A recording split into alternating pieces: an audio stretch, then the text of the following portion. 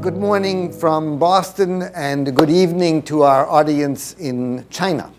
Thank you very much for taking time from your busy schedule to attend this presentation today.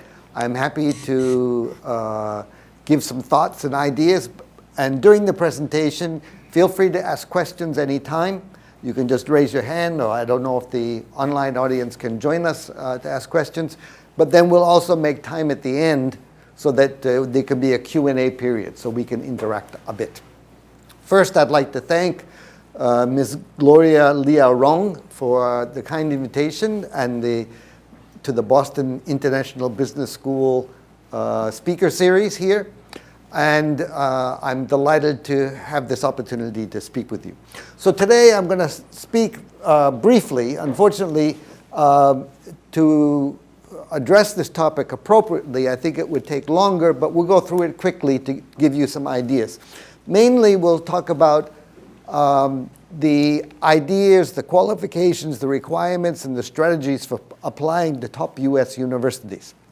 So, unlike in China or other parts of Asia like Japan, Korea, Taiwan, Hong Kong, the US doesn't have the same Gaokao system, as I'm sure you all know.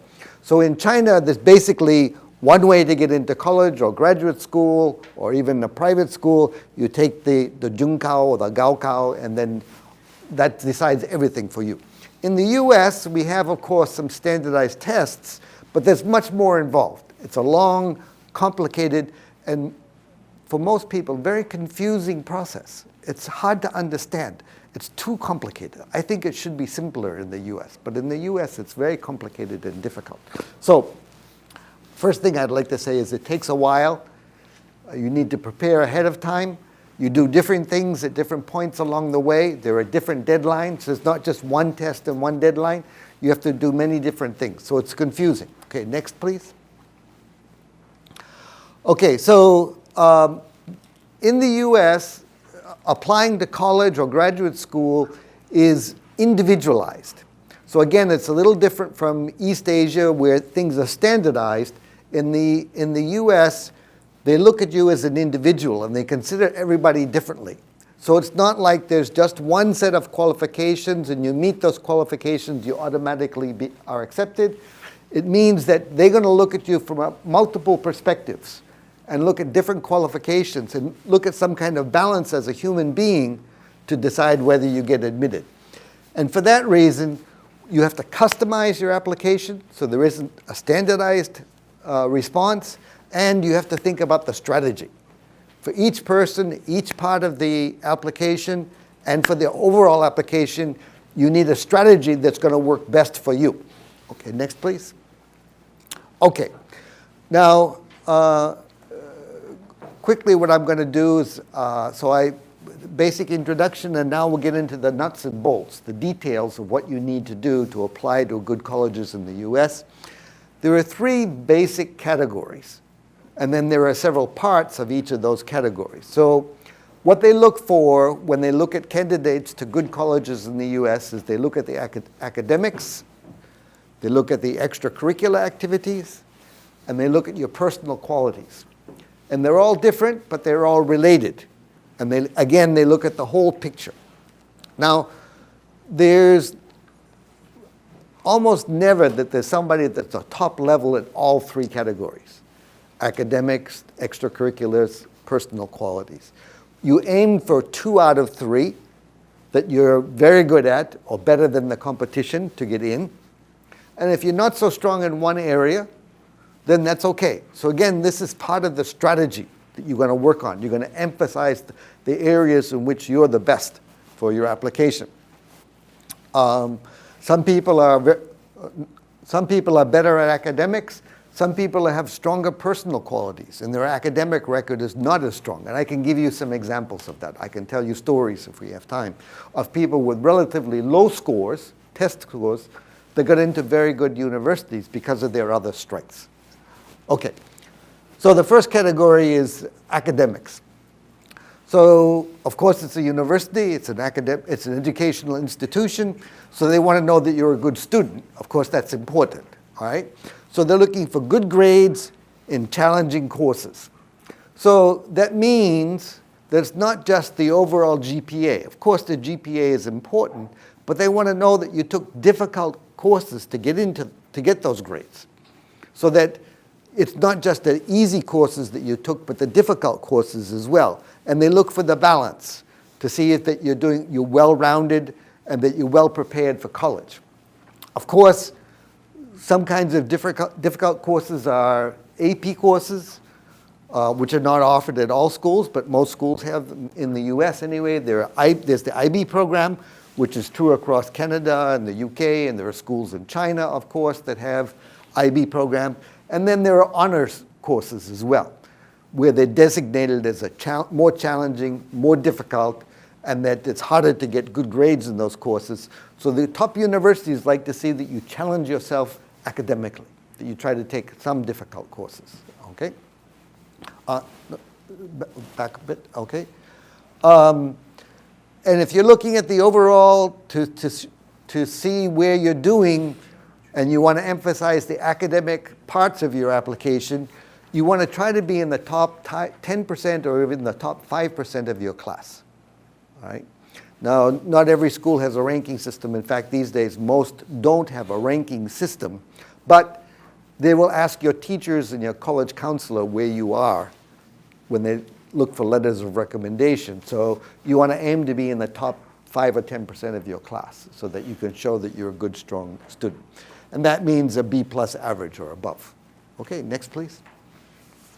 The other part of the academic piece, of course, is the standardized test. This is important. In fact, all the parts of the application are important, but it's not the only part.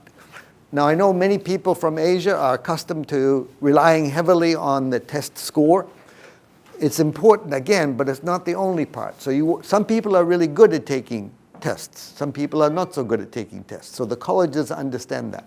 So if you can get a good score in your SAT or your ACT, which is the standardized test, and then for some, not all colleges, not all universities will require TOEFL, then if you need to take the TOEFL, they want to see a score that's 100 or higher on the TOEFL. There's no minimum score on the SAT or the ACT. They have averages for most colleges. And of course, some universities focus more on the SAT. Places like MIT and Princeton focus very much on, don't focus so much on, but they are very interested in your SAT scores. Whereas a place like Harvard, if your SAT is a little bit below normal, but your other parts of your application are very strong, you can still get admitted. And again, there are many cases where I can point to where students had actually relatively low scores, but they still get into a place like Harvard because Harvard looks for other things. They look for leadership as well as intelligence. Okay, so that's one part of the academic piece. And then the next, please, is the excellent writing skills. Again, because it's an academic institution, they want to know that you can write well, that you can express yourself clearly, that you're persuasive, that people understand you when they read your application and your essays. And this is an important skill that'll be important throughout your life, not just in school, but after college. When you're in business, you have to be able to write good letters, you have to write good memos, you have to write good reports, you have to be clear, you have to be understandable, and you want people to follow you, so you need to write well. So that's a basic skill they're looking at. And there are many ways that they look at this on the applications. In the US, most colleges use what they call a common application, which everybody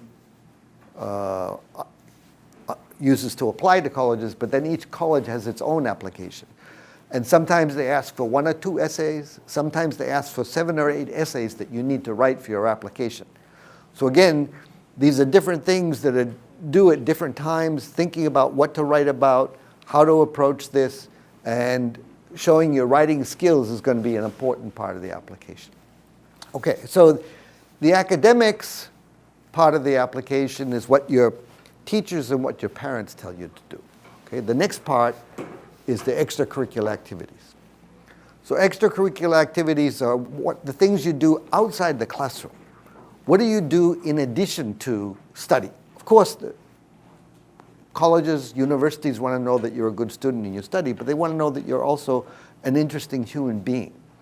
That when you come to the classroom, you have interesting experiences to talk about. That you have ideas of your own. That you have interests of your own. There's something else that you're interested in doing.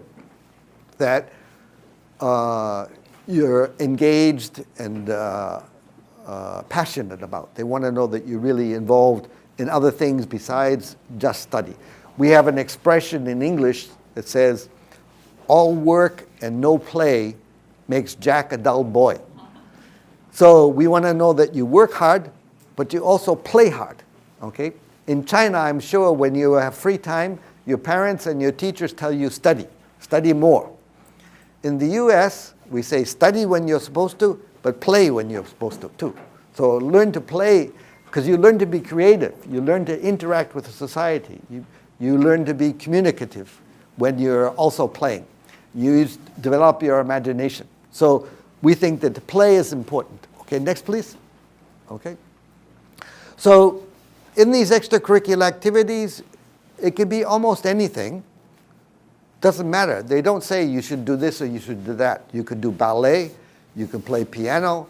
You could be a speech writer. You could collect stamps. You could be a photographer. You could be a dancer. I once met just recently a Harvard student who was a champion log roller. What's a champion log roller? It's very different from everybody else. They put a log in the water on a lake, and one person on one end and one person on the other end, and then they spin it, and you try to knock off the other person. So that person falls in the water, and you stay on the log, on the wood. So it's very unusual. But it's something he did, and he was a champion log roller. So that's one of the reasons why he was admitted to Harvard. So it doesn't matter what you do, but you should do it well. And I'd say it's more important to do a couple of things, or even one thing very, very well, than to do 10 different things. It's not important to try to do too many. It's quality, not quantity, that they're looking for. Okay? Next, please. Skill, and not all schools go on this. Places like, as I mentioned, like Princeton or MIT are not quite so interested in leadership. Harvard, Stanford, some of the other Ivies, Duke, Chicago, they're also interested in leadership. So if there's something that you're doing in your extracurricular activities where you're also a leader, they tend to like those students a little bit because they tend to rise up in society and they tend to represent the university well after they graduate. So this could mean you could be the captain of the basketball team or the captain of the track team. Or you could be the person that organized a group together to play music. You got together with your friends outside of school, completely separate. Or maybe you did some volunteer activity where you were a coordinator or a leader. Or it could be inside of school, student government. But something where you stand out from other people listen to you, they follow you, and you show that you have ideas of your own that take leadership. Now, they also understand not everybody could be a leader. If we had all leaders and no followers, nothing would get done. Nothing would happen. We need people to lead and we need people to follow. So if you're not a leader, one thing that you can show is that you're a good team maker. In other words, you may not be the leader, but because your presence is there, the group does better. And again, it could be sports, or it could be a dance group, it could be a musical group, it could be a debate group, it could be almost anything. It could be a photography club, doesn't matter. But as long as you're doing something that improves the overall group and the overall quality, then they shows that you're a good team maker, good teammate. And that way, when you come to a place like one of these top universities, you make the experience better, not just for yourself, but also for your classmates, and in the dormitory, and on the campus. So they're looking for these kinds of extracurricular activities plus some skills, something plus in addition to that where you're really involved. Okay, next please. And then if there's some supplementary materials you have, that relate to this activity. For example, supposing you're playing music and you make a CD, or you're doing a volunteer activity and the newspaper or the TV station from your local area comes to film you or interview you, and they post a newspaper article about you. You should send a copy of that in. You should send that in as part of your application. It's not required, but the big difference I want to emphasize here is in the US, you need to show who you are, what you've done, where you are going. There's so much more individual involvement, not just the narrow doorway to get in, but trying to show the school or the college what it is that you do best and why you should be admitted to the school. And again, that means it's individualized, it's customized, and that if you've got something extra to show, if you've written a book, if you write poetry, if you've done a video, or if you've done a YouTube show or something like that, and you can show that in, or worked on a project that has results, or you have some kind of recognition where you won an award or got a prize, then that would be very good to include. And it's not required, but it's extra, so that you can show that you have some extra interests where you are doing well, or you're a leader, or you're a team player, or something like that. Okay, next, personal qualities. So here we are with the personal qualities, the third category that I mentioned. So how do you measure personal qualities? How do you compare one person against another on personal qualities for college applications? Well, there are two things that they look at here. So the next please. The letters of recommendation and college interview. So the letters of recommendation are what other people think of you. How do they evaluate you?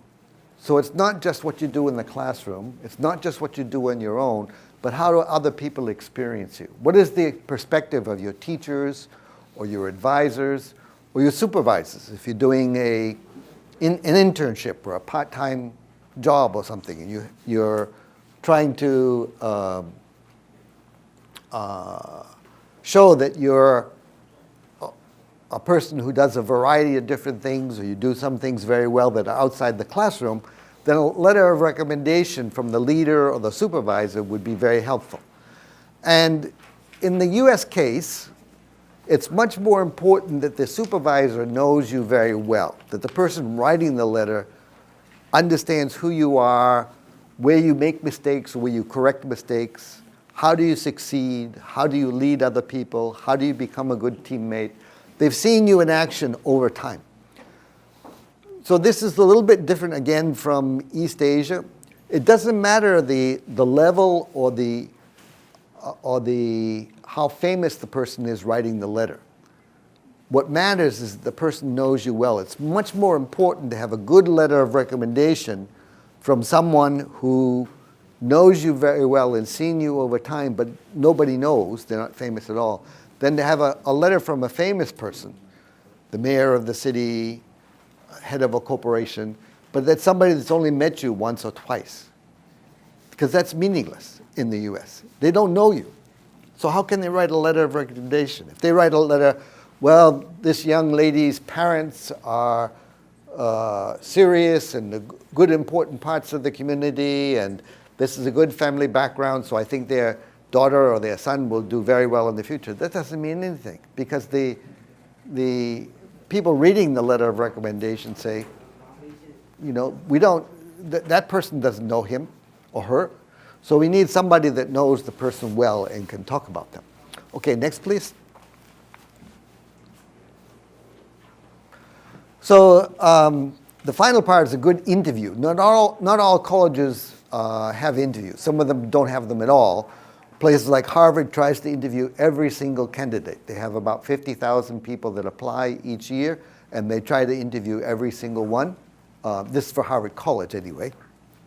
And they do that with their alumni network. They have alumni all over the world, and they have alumni volunteers. They can interview candidates to Harvard College.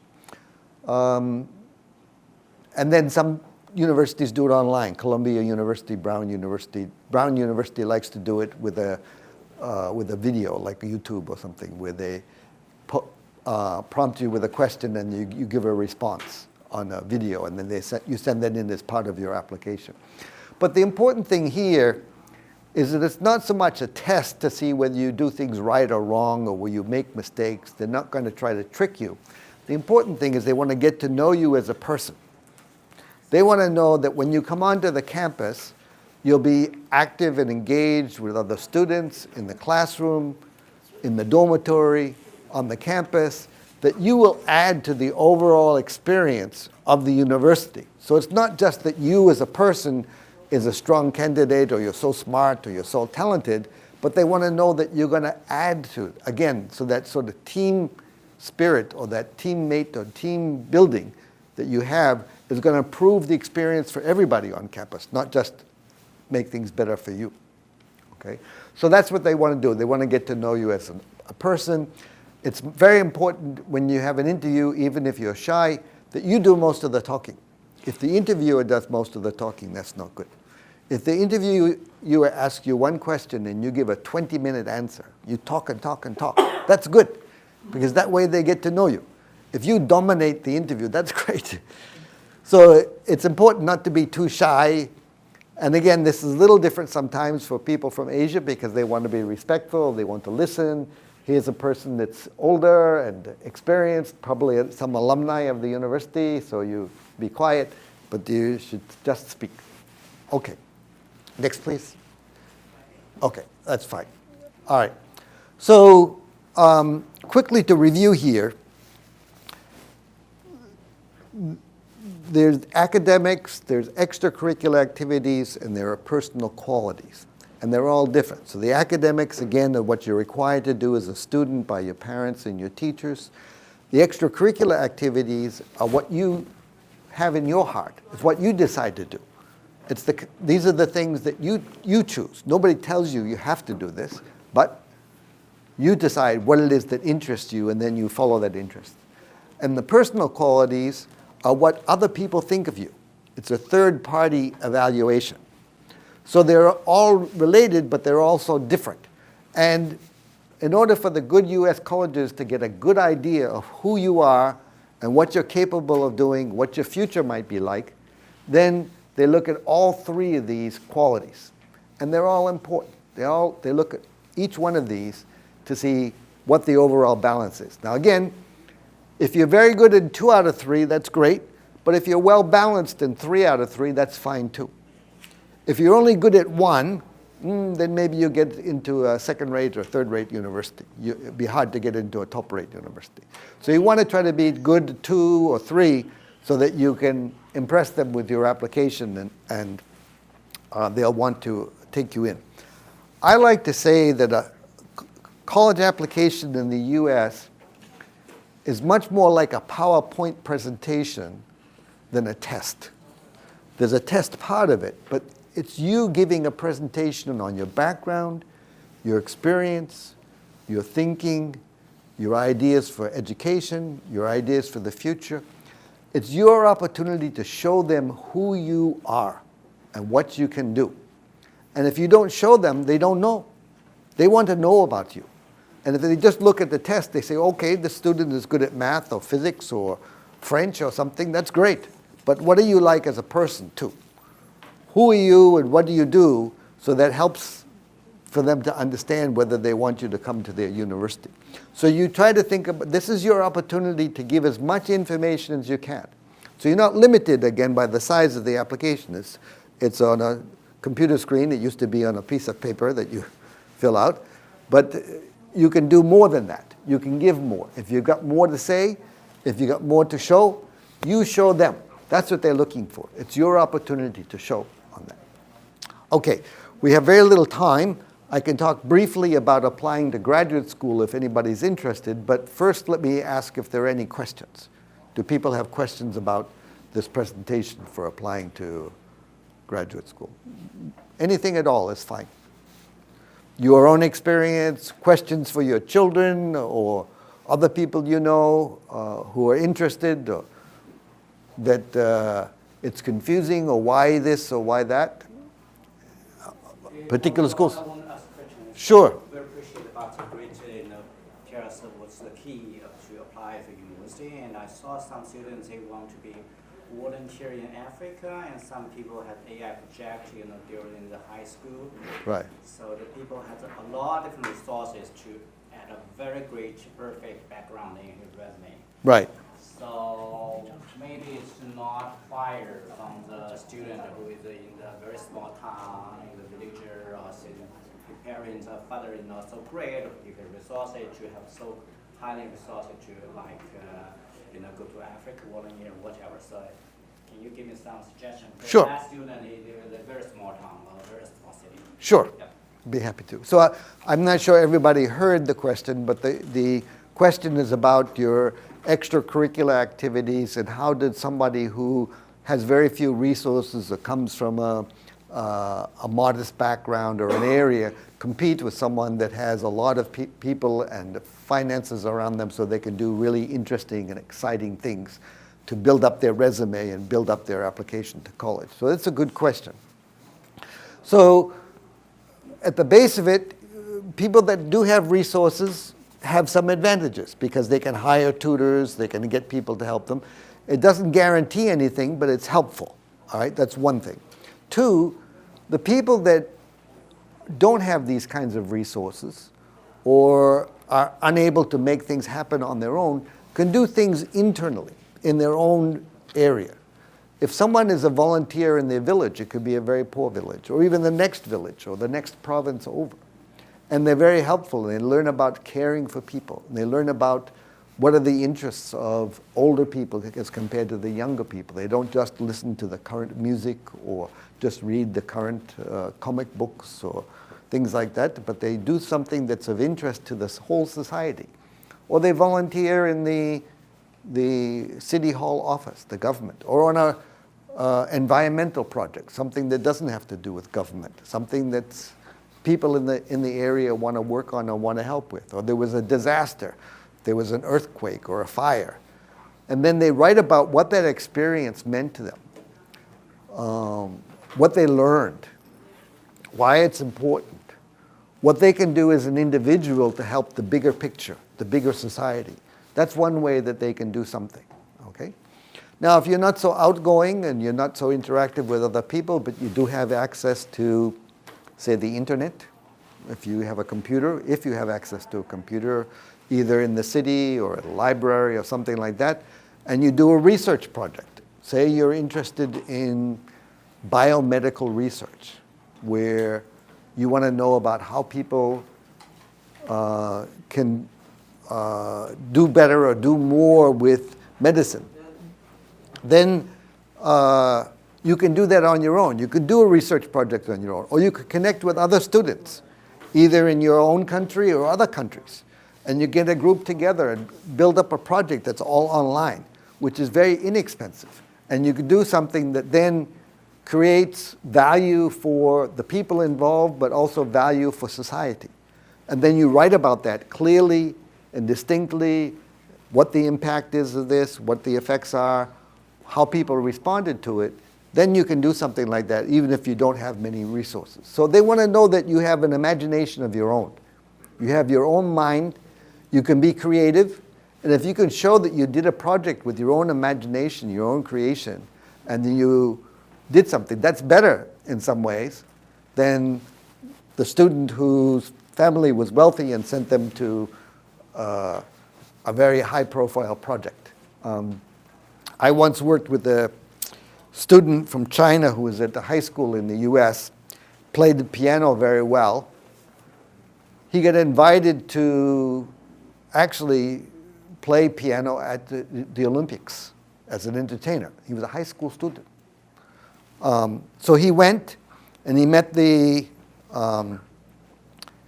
head of the Olympics. I think his name is Thomas Bach, the president of the International Olympic Committee. And the president of the International Olympic Committee liked him. So then he asked him to write, so the piano player, the young student, asked him later to write a letter of recommendation, which he did. So he had a letter from the president of the International Olympic Committee. That was good, but the president of the International Olympic Committee didn't know him so well. They just met one time. So that wasn't so meaningful. What was much more meaningful was his application on his essays, his writing. He wrote about how he was selected, what he did to develop his piano skills, how he performed and who he performed to. He often performed for blind or even deaf students who could feel the vibrations on the floor. So he had a very interesting background, and I think that's why one of the reasons why he got invited, but he didn't really know the president of the International Olympic Committee. So it wasn't the letter of recommendation, but it was the work that he did with the piano and how that helped society, and then he wrote about that in his application, and he went to Columbia University. He was interested in philanthropy, he was interested in music. New York City is great for both of those, great for music, great for philanthropy. So he was very happy to be able to go to Columbia University. And I was his advisor on this application. Okay. So that was a long answer to a short question. But any other questions? Yes, please. Professor Mills, can you tell us some of your experience by working so many years on behalf with Harvard in Asian countries, Right. China, Korea, Japan, and other countries? Right. What do you think? You also over the years advise a lot of students in college application. Right. So I'd like to see some stories you feel most inspired by those driven students and their academic performances. Sure. Some example to share with us? Sure, I'd be happy to do that. So I once worked with a young student from Hong Kong. She grew up in Hong Kong and went to high school in the US. She was kind of shy, but she was also hardworking, and came from a very wealthy family, one of the top families in Hong Kong, if not in the world. And they had lots of resources. But she wasn't an extraordinary student. She was a good student, but not a top student. And in Hong Kong, she organized some activities because she liked art. She drew pictures and did watercolors and things like that. And she organized, her parents owned a lot of real estate and property. They owned shopping malls and things like that. So she organized a program where she and her classmates, who were artists, would put together a show at the shopping mall where they'd display their art. So they'd show the student art. They put the art up for sale, so they sold their art pieces. And then when they were done, they donated the profits to charity. So they gave the money to the community. And what she did is, in addition to putting together her own portfolio, where she sent in with her application, in those days it was paper, it wasn't online, it wasn't digital. She sent in the application, showed her portfolio, showed the portfolio of the other students who did this, and what the show was and where it was in Hong Kong. And it was a very creative, outgoing kind of thing to do from a relatively shy student, but somebody who really got engaged in some activity, was thinking about her classmates and the other artists, thinking about the community, thinking about the access she had because of her parents' background, and she put all these different pieces together for a very interesting program. And I think that was one strong reason why she was admitted to Harvard University. So she wasn't a top student necessarily, she was a good student, but she had this other great activity she was doing, and Harvard said, well, this is an interesting person. Can you imagine if she came to Harvard and then did something like this, or did this with other students? That's the kind of thing we like to see. So there's an example right there. Yeah.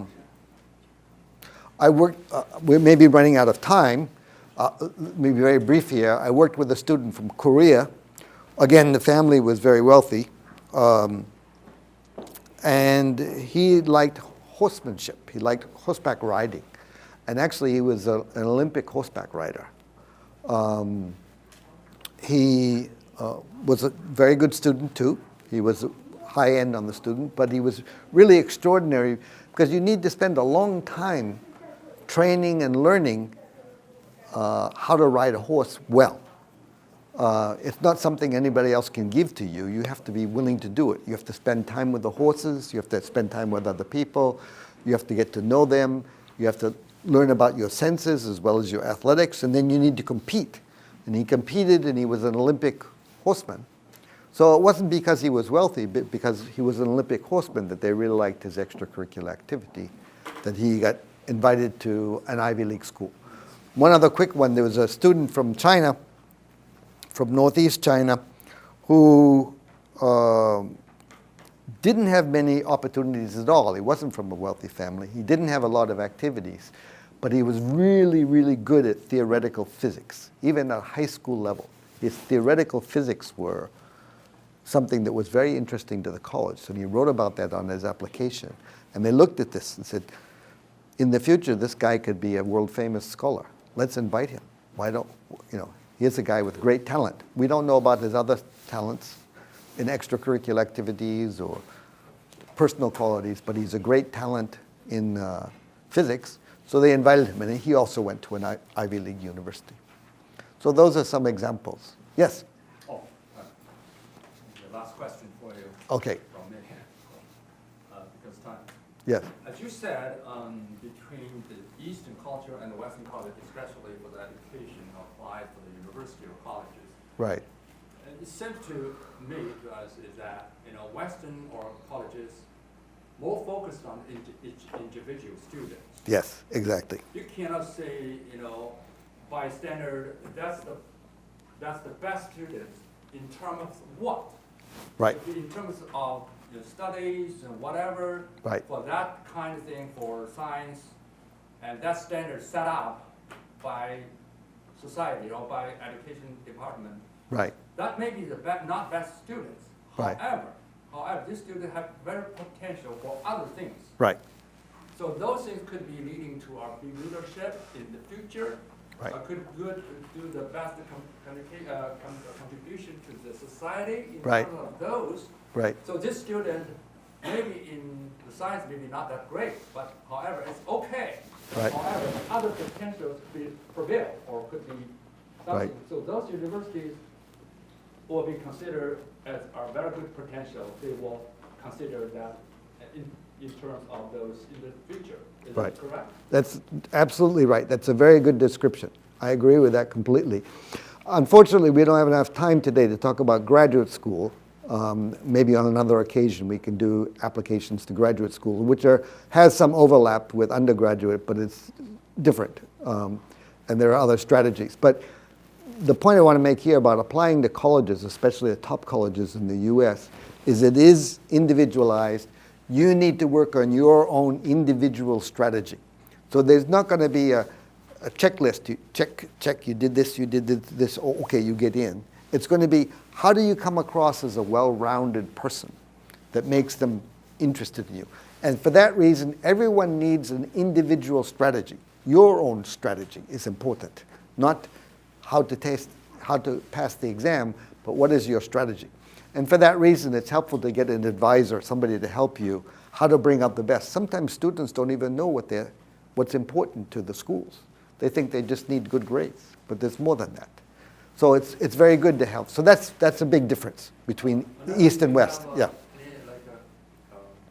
contact information in case or somebody really want to talk to you or somebody will go on contact us. to. Okay, yeah, contact Bibs, Okay, yeah. well, contact us so Yeah. we can contact Please. you for further Yeah. questions if anyone have any questions for. Okay, all right. Yeah. Thank you so much. And, Thank you. the students in China, Yes. online, they ask questions. Right. Maybe they see whether you can